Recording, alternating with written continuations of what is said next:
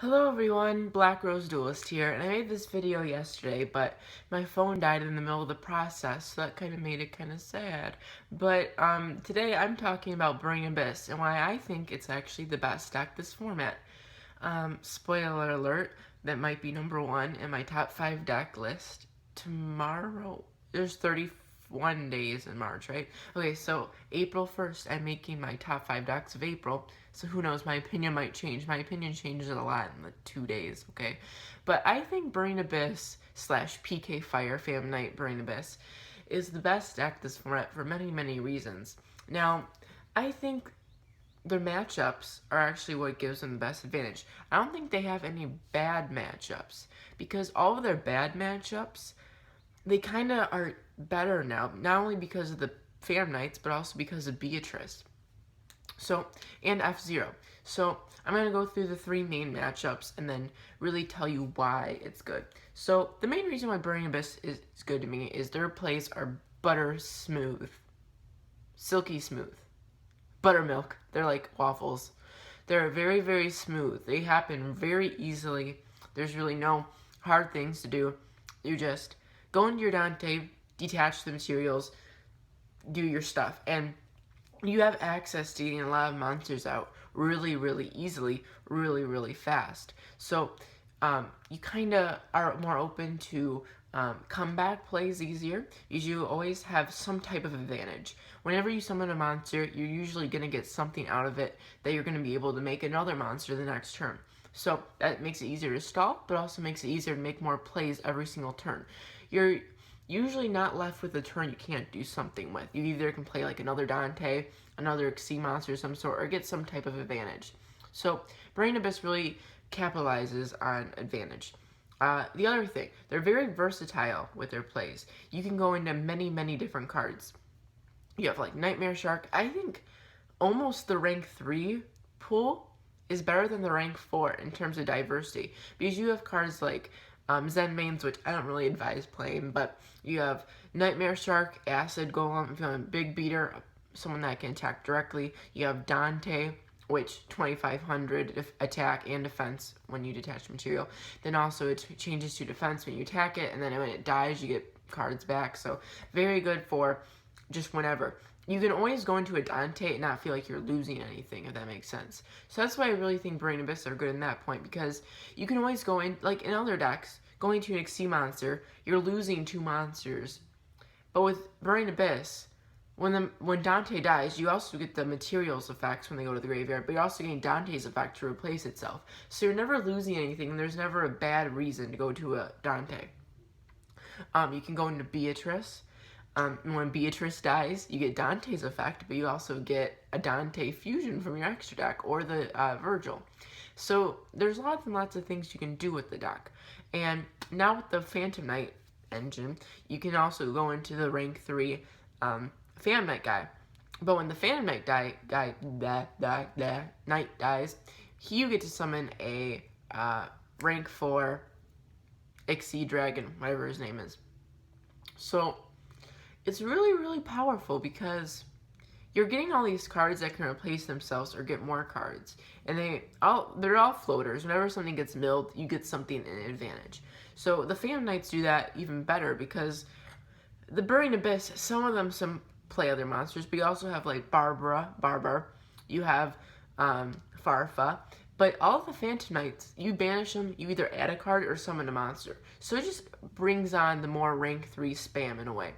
And it just makes the deck more severe. And it's kind of a replacement for the 2 Graphs and the 1 Sir. Is it Sir or Seer? And then the 2 Tour Guides. All the cards you lost in the deck. Those Phantom Knights kind of make up for that to make more rank 3s, if that makes sense. So the deck is really versatile in that way. So now into the matchups. Draco Pals, I found Draco Pals is the best matchup, which is really important.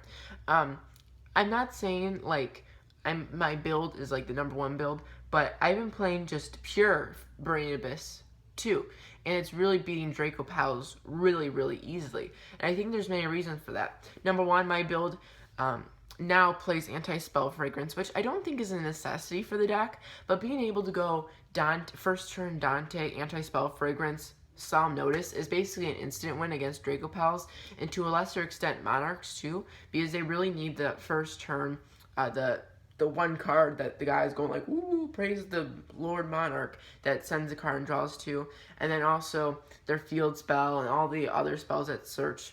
So they really need those first turn spells, and you can really capitalize on them not getting it with Anti-Spell Fragrance.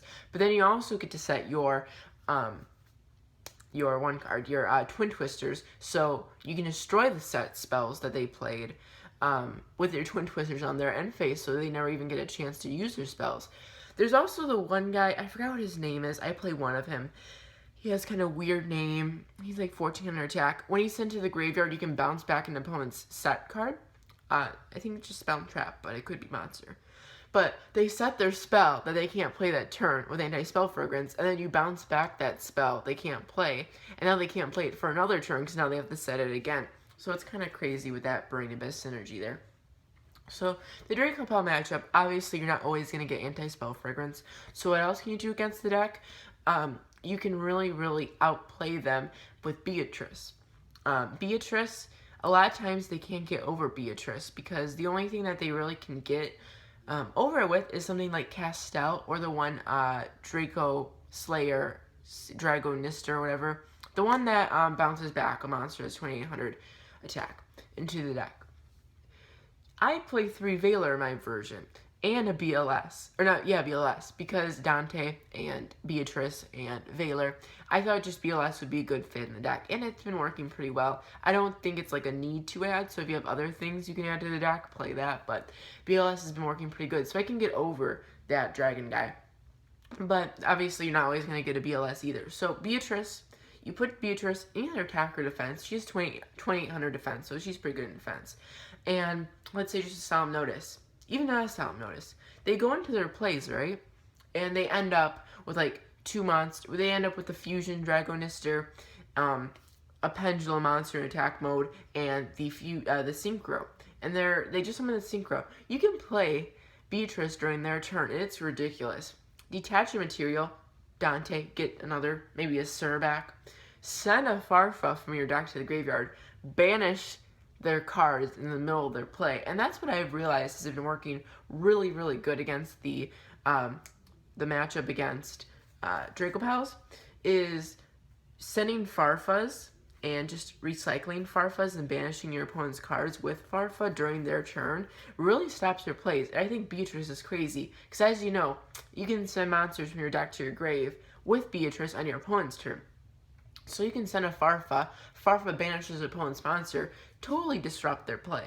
Also, my build played, I think, 2 Solemn Notice right now and 1 Solemn Warning, so that hurts them a lot too.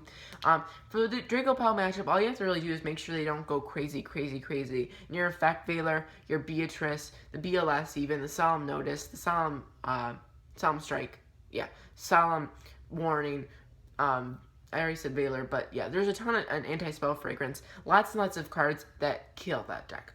Monarch. Monarch is a harder matchup because if they go first and summon the monster that makes it so you can't use card effects, you're in danger. Now, my build only plays the Raigeki. It doesn't play 2 Dark Holes.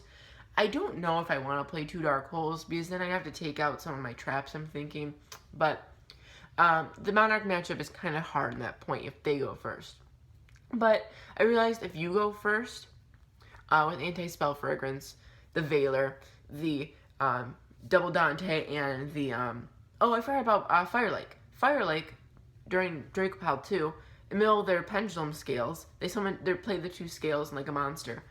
Fire Lake, destroy your scales. Their whole play is just done, because now they don't have scales to set up again, and now they lost their monster, and it's your turn, you get all your cards back. So Burning Fire Lake really helps against that matchup, but also Monarch. Because Monarch, they make it so you can't use your card effects with the one Vanity's Fiend or whatever. Majesty's Fiend or whatever.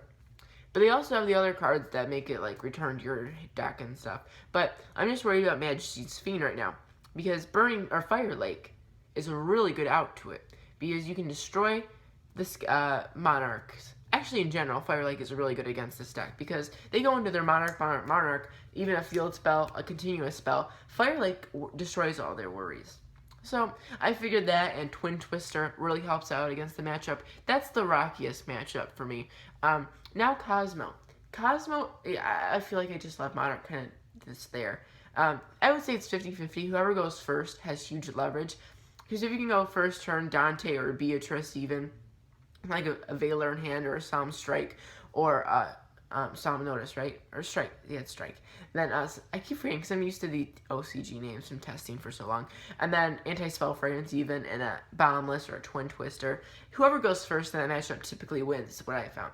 Now Cosmo. Cosmo, in theory, is a horrible matchup for Burning Abyss. You have no monsters to get over 2,800 or even 3,000, really. BLS is the only card, but that's just crashing and they're getting another card off. So, in theory, they have all these ships, untargetable, burning, or Firelight can't destroy it. And it's just, you can't get over anything, and they just keep getting these 3,000 beaters. But, Burning Abyss and their stall power is crazy against, Cosmo. Because what you do is you keep recycling your Dantes, right? Once Dante dies and you have a Sir attached to it, Sir resummons Dante. Dante grabs back Sir to your hand. Dante dies again, you can grab another thing. Summon Sir. Sir dies. Special summon Dante from the grave. Dante dies. Get Sir back. Play Sir. Sir dies. Dante comes out. Dante dies. Get Sir back. Play Sir. Sir dies. Dante. And it just goes on and on and on. You also have Farfuzz in the mix. You also have the Gate to the Burning Abyss or whatever, the one that summons all the Burning Abyss that die during the turn. So, obviously, stalling, how is that going to beat Cosmo? Well, you have Nightmare Shark. You have Barbara, which does 900 damage if you banish 3 Burning Abysses from your grave. You have just getting attacking over the little Cosmo girls, but also use their Bad Witch, the Dark Witch, the Bad Witch, whatever her name is. The one that pays 1,000 so it doesn't die. Use that to their disadvantage. Make sure they lose damage from that. If you're playing the PK Fire version, you also have your dragon that halves the opponent's attack, and then it gains it. So you can have like 37 to 2,000 at that point, so you can attack over, do damage. The main way to beat the Cosmo matchup, stall it out and do damage with things like Nightmare Shark, Beatrice, because it is, there is ways you can do damage with Beatrice and like Barber. Then you also have F-Zero. Now F-Zero, don't know what it is. You have to summon it by playing 2 cards of the same rank. 2 Dantes is very easy to get out. Very, very easy. So you play the 2 Dantes together. This F-Zero guy cannot die by battle. You take no damage with it as 0 attack. And whenever it battles with the opponent's monster, after it battles, you take the opponent's monster. So what you do, say they have 2 ships, a Dark Destroyer and a Forerunner. You attack the Forerunner, you take the Forerunner. You don't have to detach to take it.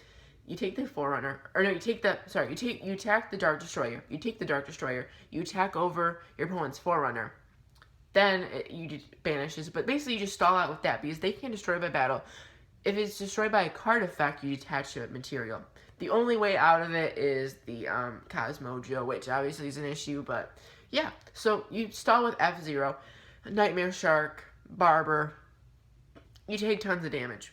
That's how you beat the Cosmo matchup. And my video, I only have a minute left, so I'm going to wrap this up. But I hope that made sense. The 3 main matchups, the Cosmo matchup is about 50-50. I actually find the Cosmo matchup is pretty easy just because I stall out so well with Burning Abyss, and I can do tons of damage with Nightmare Shark, and even Acid Golem and Farfa, banishing things and then attacking, and then all that stuff. I just do a lot of damage with Burning Abyss. So I'm going to give it like a 55-60 to Cosmo. 50-50 with Monarch, really whoever goes first. And then a really good matchup with Draco Palace. I'm going to give it a 70% win ratio. So that's just from my personal experience. And I know these ratios aren't the greatest, but it's better than the other decks. Because Draco Palace have a pretty bad Cosmo matchup. Monarchs have a bad Draco Pal matchup. Cosmos have a pretty bad Monarch matchup. So they all have bad matchups. And Burning Abyss, PK Fire, it has a pretty good matchup against the board. So I hope you enjoyed this video. I hope it made sense. If you disagree, comment below. Let's fight, yo. But yeah, thank you for watching. This has been Black Rose Duelist. I'll see you guys probably tomorrow.